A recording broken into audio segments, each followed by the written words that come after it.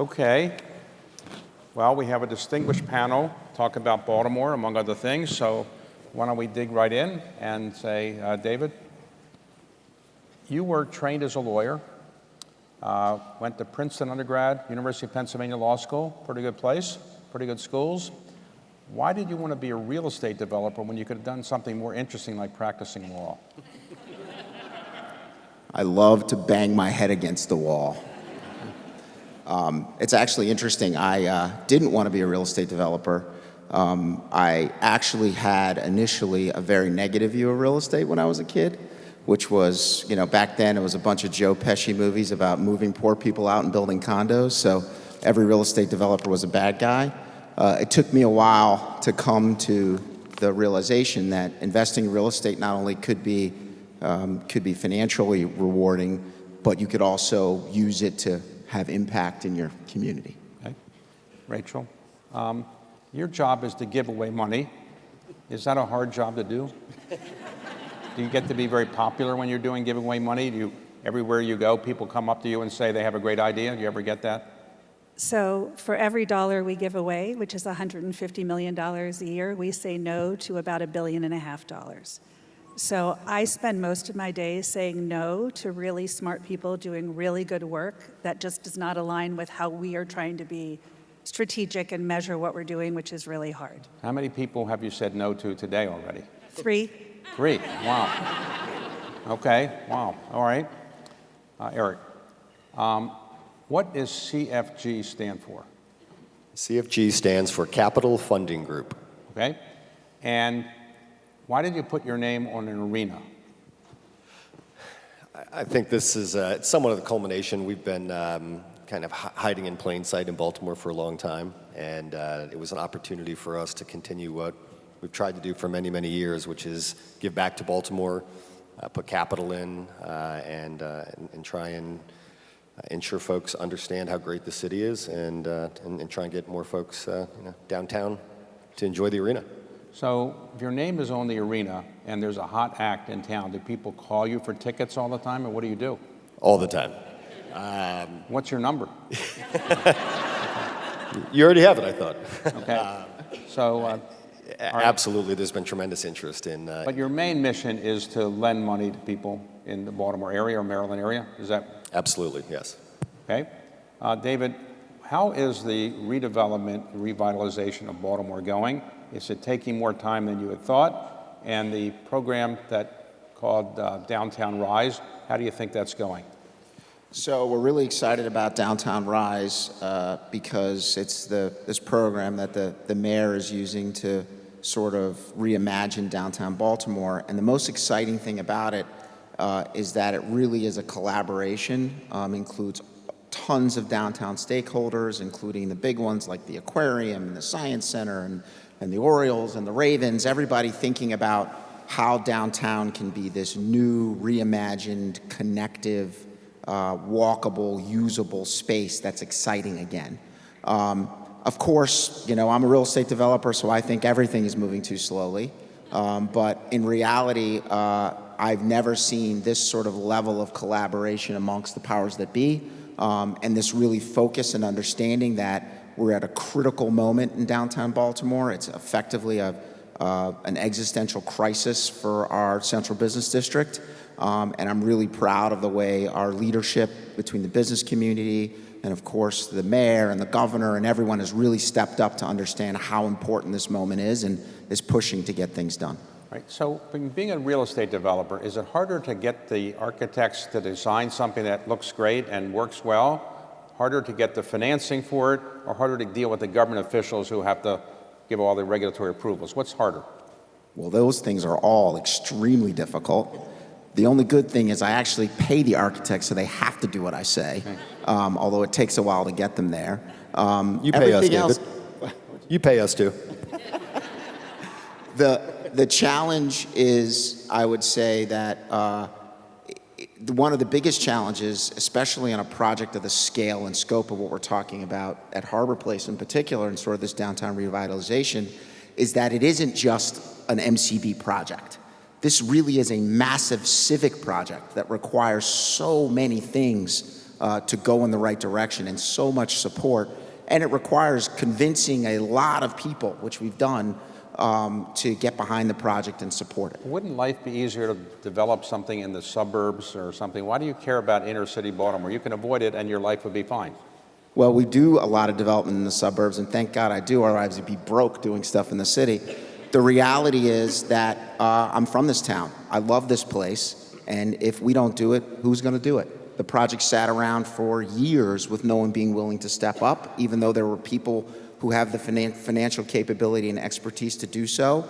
And Peter Pinkard, my partner, and I said, well, look, this has to get done. Somebody's got to do it. And we knew we were going to take a lot of bullets and arrows, but this is a once-in-a-lifetime, generational opportunity, and it's something that has to be done now. If we fail right now, if this doesn't work, downtown Baltimore could potentially be in a spiral for a generation. And we see it as a civic responsibility to step up and get it done. I love the Downtown Rise concept. I love the initials. So let me ask you, if I could, who were Harry and Jeanette Weinberg? Harry and Jeanette Weinberg died in 1989 and 1990 in Baltimore. They lived in Hawaii and Baltimore. Their very quick story is they were immigrants to this country, like so many of us and our families and ancestors from Eastern Europe. They lived in, Harry grew up in poverty in Baltimore City, finished school in 6th grade and said, I'm done with that, and was an entrepreneur. And his first profit was buying American tchotchkes before the end of World War I, and when the war ended, he sold them in the street and made a profit. Long story short, went into buying tires and cars and bus systems. Harry Weinberg owned the private busing systems in cities including Manhattan, Baltimore, Dallas, Detroit, Honolulu before they became public. And in 1967, flew to Hawaii, took 12 and a half hours from California, think about that today, and saw the value of real estate there. At the time of his death in 1990, we were the single largest landholder in the state of Hawaii, other than the military and the Bishop's Estate Kamehameha Schools, Queen Kamehameha. And today, we're one of the 5 largest landholders, and of our $3.1 billion in assets, $1 billion is real estate in Hawaii. So when he died, what was the size of the estate that became the foundation? When he died in 1990, he left just about $1 billion to the foundation. Today, we've given more than $3 billion in grants, and we have $3.1 billion in assets. We don't raise any money. We don't ask anyone for a penny. We invest the money and manage it as well as possible and give away at least 5%. So when people that wealthy die, very often they have children or grandchildren who say, hey, what about me? Did he have children or grandchildren who said, how about the $1 billion for us? Harry had one son named Morton who was married, and he had 4 grandchildren, and he had many siblings he was close to. But he told his family, from as long as I've ever been told, that all of this money is going to go to help people who need it, not the family. And he made generous gifts to family members, but de minimis compared to the $1 billion to the foundation. So Hawaii has a lot of great features, and Baltimore has a lot of great features, but many people wouldn't say they have a lot in common. So what do Baltimore and Hawaii really have in common? So having spent more than a year of my life in hotels in Hawaii doing this job, I can tell you that the people of Hawaii, which is a small island, just over 1 million people, and the people of Baltimore, 600,000-700,000, depending on how you count, have grit, have commitment to their community, are proud of their culture and history and legacy, and are working with the assets they have to make a difference. Exactly the same in Honolulu or in rural communities in Hawaii as the eastern and western shore of this state and Baltimore. So the people have a lot of attributes that are the same. Okay. So Eric, is the banking business an easy business to be in? It's been a little challenging over the last few years. So today, interest rates are theoretically coming down. Is that good for banks when interest rates come down because it's more people will try to borrow money, or not so good because you can't charge as much? So there's kind of 2 schools of thought, obviously, on that, David. As the short term or the short end of the curve comes down, which we've all heard obviously quite a bit about over the last 6 and 12 months with the Federal Reserve. Good for consumers, good for businesses that are borrowing money short term. So all things being equal, we anticipate that business activity should increase with with lower rates. The longer end of the curve, as we refer to it, which is the 10-year, that has remained relatively stable. It's been down a little bit over the last handful of weeks and months. There's some volatility in that number, as I'm sure you all see, as we work through tariff challenges. That portion of the curve really determines long-term financing for individuals when you're buying homes, but also for organizations like David and others that use long-term financing for commercial real estate. So we do expect some incremental activity as the short end of the curve comes down, but we'll have to keep an eye on that 10-year. Right. David, where were you born? I was actually born in Connecticut. All right, and were you a young boy, where were you growing up? Oh, I grew up in West Baltimore. I moved here when I was a few months old, so I live in Madison Park, and I've lived there my whole life. I still live in the house I grew up in. Have you modernized it any, or the same house? Well, if you've ever lived in one of those old houses, every time you fix one thing, something else breaks. So I've been renovating it for 40 years. Okay. I went to the house recently that I grew up in, and I wanted to show one of my children the modest house I was in. It was 800 square feet, and I knocked on the door, and the person thought I was a policeman or something, and they finally let me in, and my son realized that I lived in a very small house. When I drove my son by the first time when he was 10 years old, he's much older now, he said, "Dad, you said you had a small house. There are 10 doors on your house." I said, "No, that's 10 separate houses." He didn't realize. Okay. All right, so you've been in Baltimore your whole life, more or less, right? Yes. And Rachel, where are you from? I grew up in Alexandria, Virginia, and then went to Northwestern and Kellogg, lived in Chicago 11 years, moved here in 98, and been here since 1998. And what attracted you to Baltimore?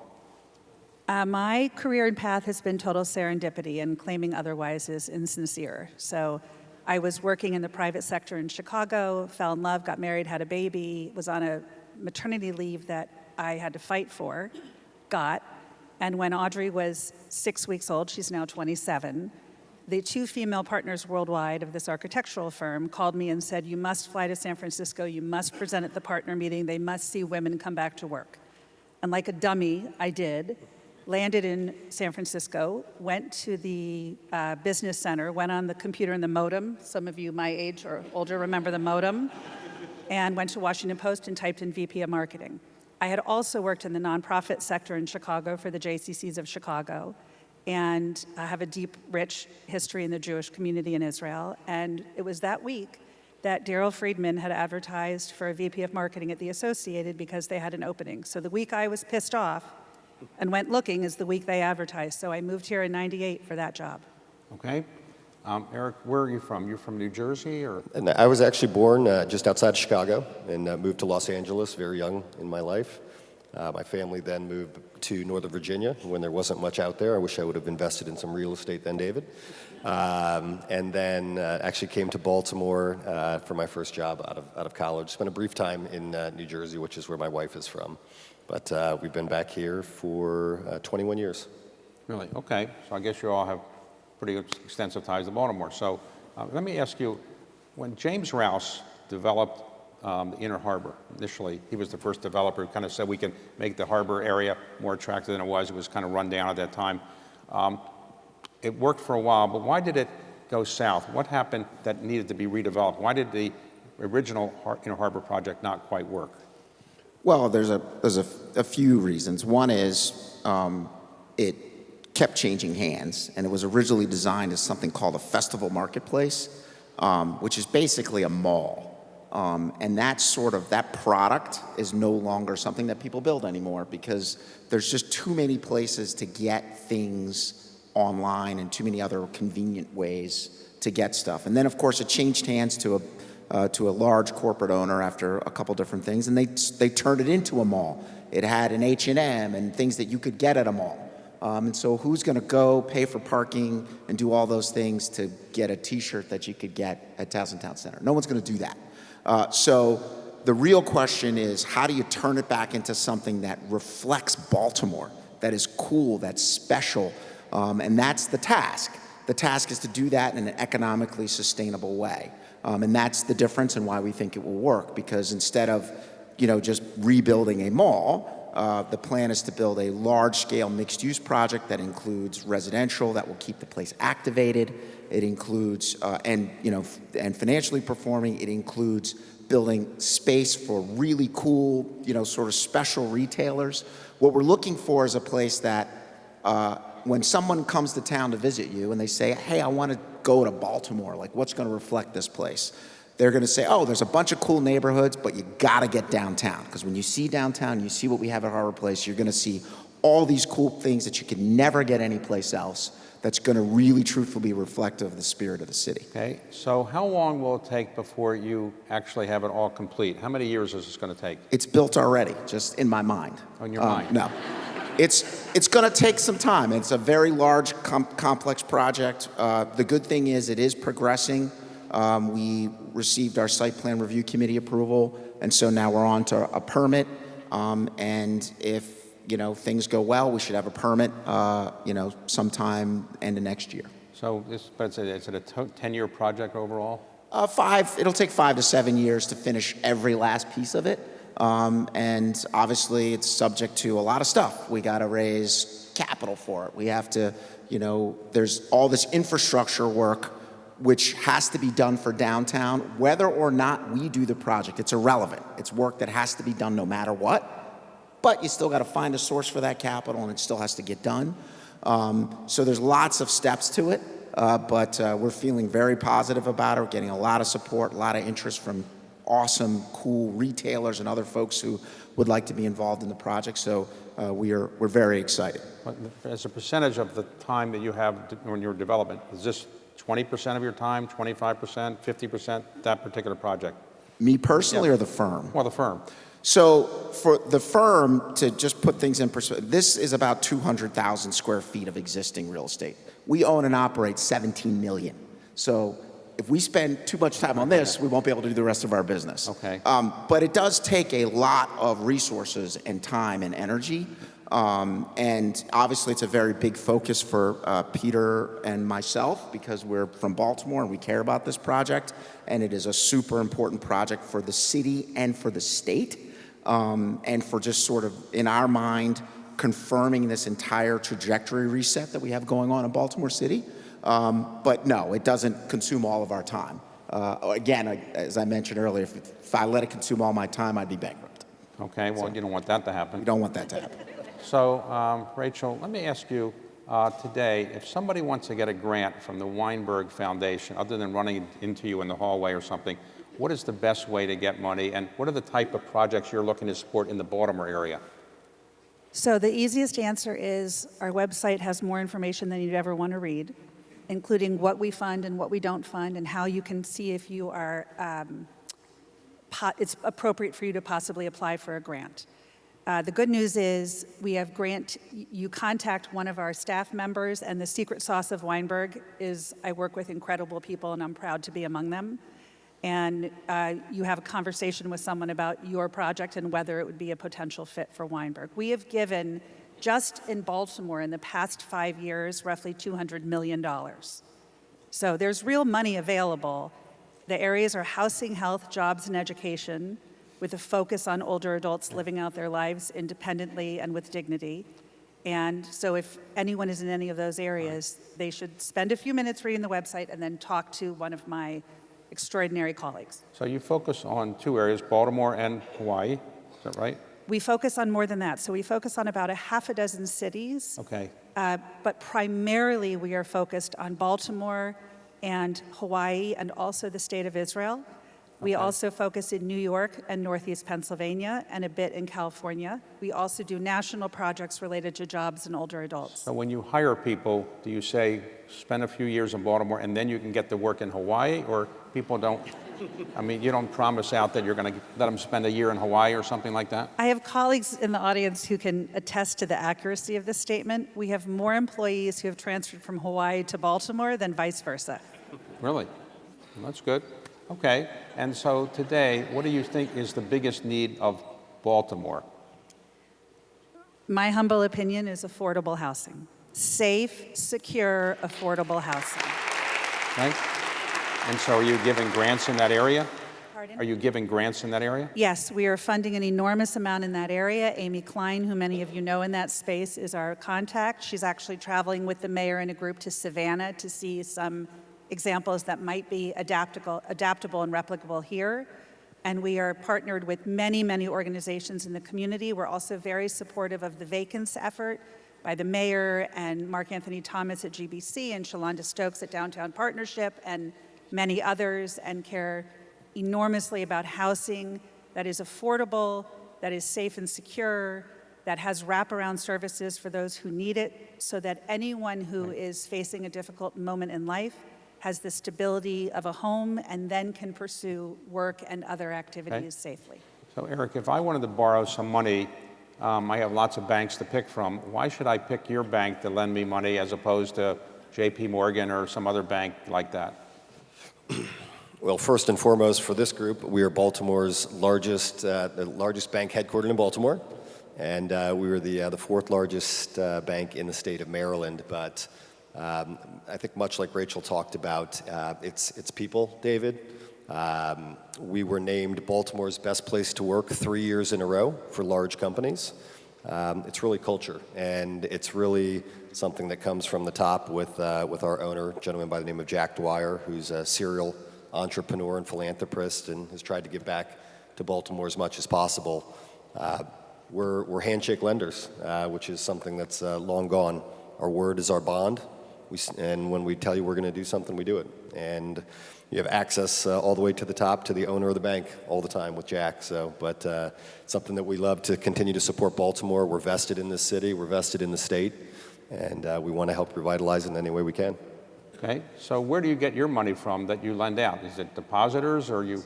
So we have depositors like all of you. We'd pay one of the highest interest rates in the country. We'd love to have all of you bank with CFG, in particular as we continue to give back to the great city and state. So given my powers of observation, I've observed you're not wearing any socks. Is that a very common thing in the banking world, not to wear socks? Or? Inflation's been tough on all of us, David. Okay. All right. Is it easier to borrow money if you show up without wearing socks? You can get more. Could be. Okay. All right. So, David, for people who... He needs a minute to recover. Okay. Well, you have socks on. You have colorful socks. So, for people who don't understand what a real estate developer actually does, can you explain in a minute what a developer actually does? Because people don't really know what developers really do. Yeah, it's a good question. So the way I describe it is, so I was taking my kids by one of a shopping center we were building by Morgan State, and I was telling them, yeah, Daddy's building this, and they're like, yeah, no way, Dad, you don't even have a hammer, which is true. Don't actually build it myself. So what I equate a developer to a conductor. And I guess this is a good, given where we are, it's a good analogy. So my job is not to actually build it. My job is to bring all the people together and all the resources that are necessary to get it built, right? So I have to sort of coordinate the public resources, as in the politicians and the communities and the financing, both the debt and the equity. And I have to manage the architects, and I've got to raise the equity, and then I got to get them all to play together in a beautiful harmony. And if they do, at the end we get a project. So our job is really as a coordinator and capital organizer to get a project done. And is it a worthwhile profession? Would you recommend young people they go into it? Would you encourage your children to go into this profession? So, I mean, that is a really tough question, and here's why.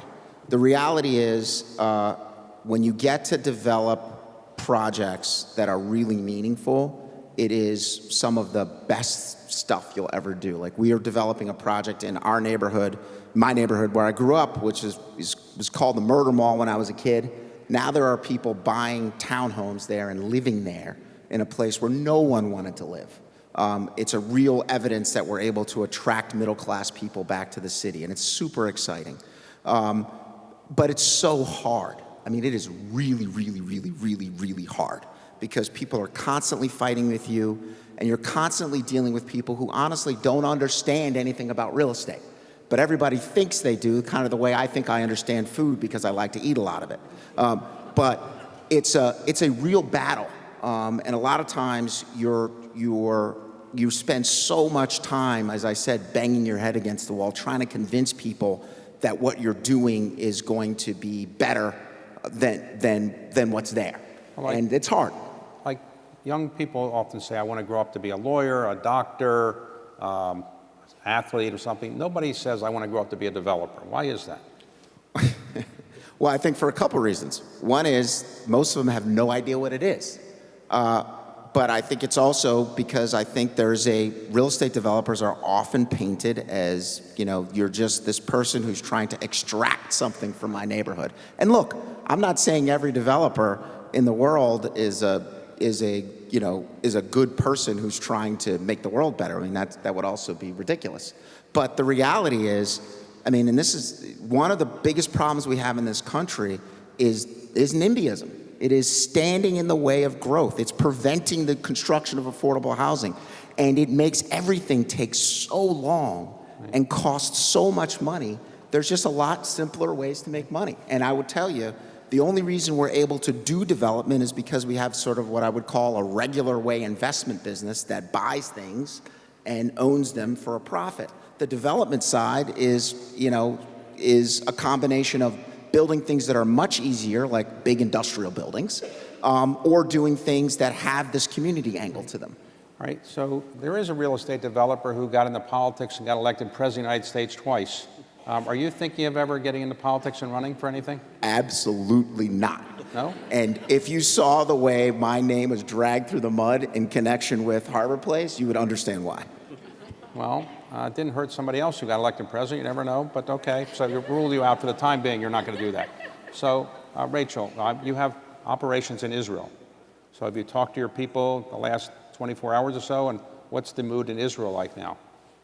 Yeah, so I've been to Israel 6 times since October 7th, and we give about $25 million a year in grants to Israel. I should also mention that several U.S. foundations, including Weinberg, are giving grants to provide humanitarian aid in Gaza, but we're not talking about it because those nonprofits don't want to deal with politics of being known that they're doing it. So it has been a really complicated 2 years. Security for our offices, for me at my home, has been difficult.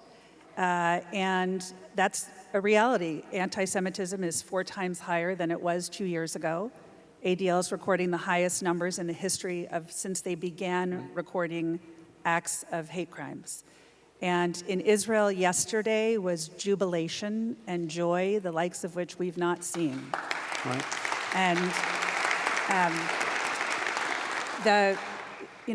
if you do this work, you become close to people in Israel. I lived in Israel twice before this job, and I've spent more than a year in hotels in Israel during this job. And I have beloved friends and family. One is a nonprofit leader who on October 7th on the attack against Israel, we thought she was a hostage until they found her burnt remains. So this hits very close to home for us, and it's also very painful to see what's happening in Gaza. And so we want both. We want peace and rebuilding for Gaza, and we want peace and safety for Israel. Okay, so where did your ancestors come from? I'm sorry? Where did your ancestors come from? My father's side of the family likes to say that we're from Garbo, Italy. We're from Białystok, Poland. And my mother's side of the family is from Lithuania. And several of our family were killed in the Holocaust, and several of our family made it to the U.S. before that time. And who's on your board? You have a board of trustees or directors? Yes, we have a board of 5. Harry Weinberg, at his death, left what's called a charter, which is our law after U.S. law and IRS tax code. And he named every board member for the foundation from 1990 until 2016. So it was only in 2016 that we started selecting board members. Today, we have one board member in California, Paula Pretlow, who many of you have met. She's extraordinary. We have one board member in Hawaii, a former AG of Hawaii, also extraordinary. We have a board member in Northeast Pennsylvania whose family was very close to Harry Weinberg. We have another board member in New York who's actually stepping down in February.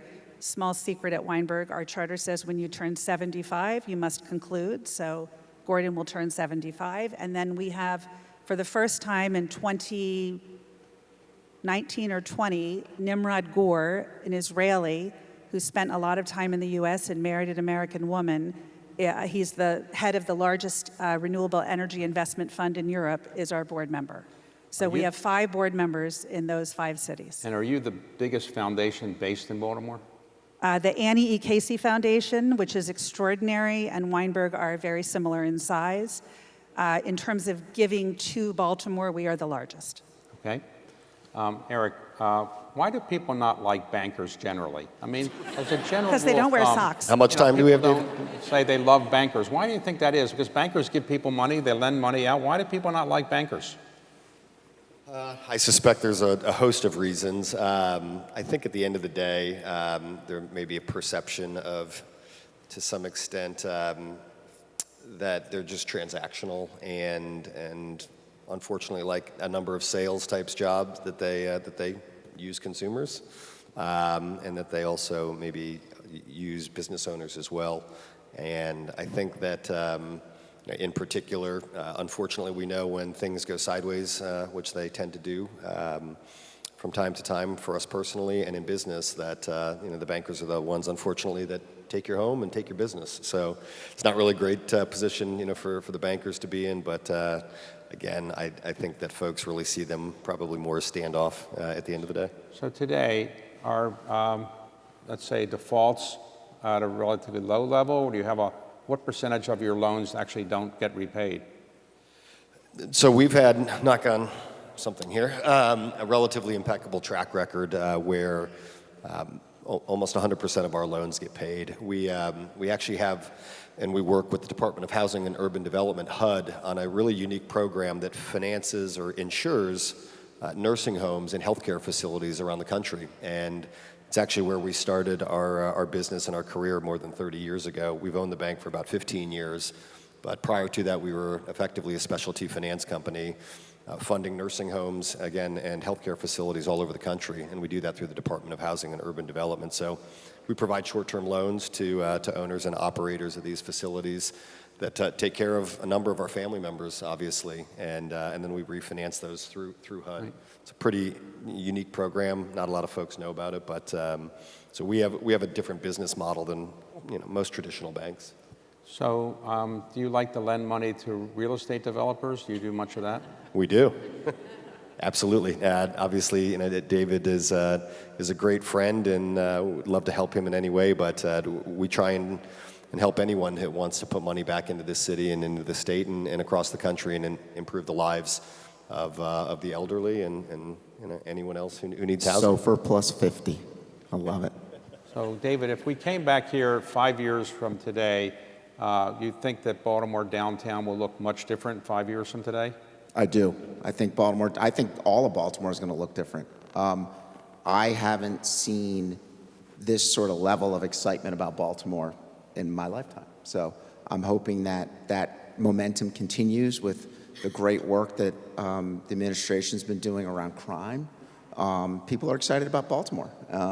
I've had investors who, big investors who invest nationally, who have always stayed away from Baltimore, reach out to me to say, what should we be looking at? That is a great sign.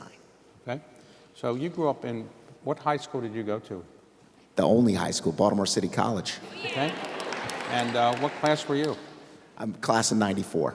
94. So to go from Baltimore City College, an excellent high school, I know it well, to get to Princeton, were you first in your class? Were you a star athlete? Were you president of student government?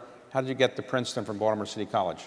I wasn't first in my class. There's a few marks off of that, but it was pretty high up there. But actually, I was the beneficiary of an amazing program.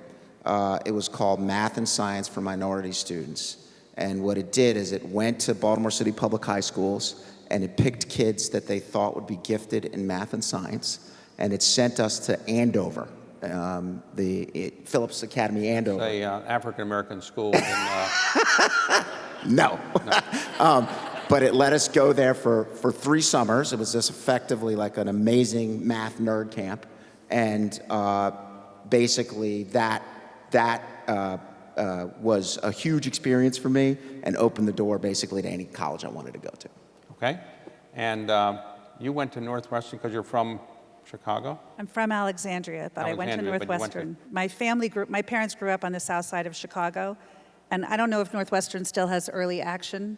I volunteered for a long time in interviewing candidates, but it's been a while. Anyway, I had many applications out there, as you can imagine, and I got in early to Northwestern, and that was it. Okay, well, done pretty well. They won a Nobel Prize in economics Yes, yesterday. Right, an Israeli economist, too. Okay, and where did you go to school, Eric? I went to a school out in Virginia named James Madison University. Okay, and are you an expert in the Constitution now as a result of that? Oh, of course, absolutely. All right, I know. the clock is finally working, so I now see how much time we have left. It wasn't working for a while, but now I see we are almost out of time. So final question. So are you happy you're spending most of your life in Baltimore? 100%. This town we have our problems, but I say this all the time, we've got way more opportunities than we have problems. And that's why I love this place. All right, are you happy you're in Baltimore? I love Baltimore. I am proud to be from Baltimore. Anyone I meet who criticizes Baltimore, I tell them, come and give me 4 hours and I'll show you why you love Baltimore. And to anyone here, I'm assuming, does jobs that are making a difference in the community, and that's why you wanted to be here today. And you have to be an optimist to be in these jobs, or you shouldn't. And you love Baltimore, too? Absolutely. Obviously, I think you'll have seen we tried to help new initiatives at the Baltimore Peninsula. We just moved our headquarters downtown from the county. We put our name on the arena. We put our name at the wetlands project at the National Harbor, or at the aquarium. So CFG has been all in on Baltimore. All right, well, look, you've both been, all three of you have been terrific on the panel, and thank you for what you're doing for Baltimore, and thank you for being here today. Thank you.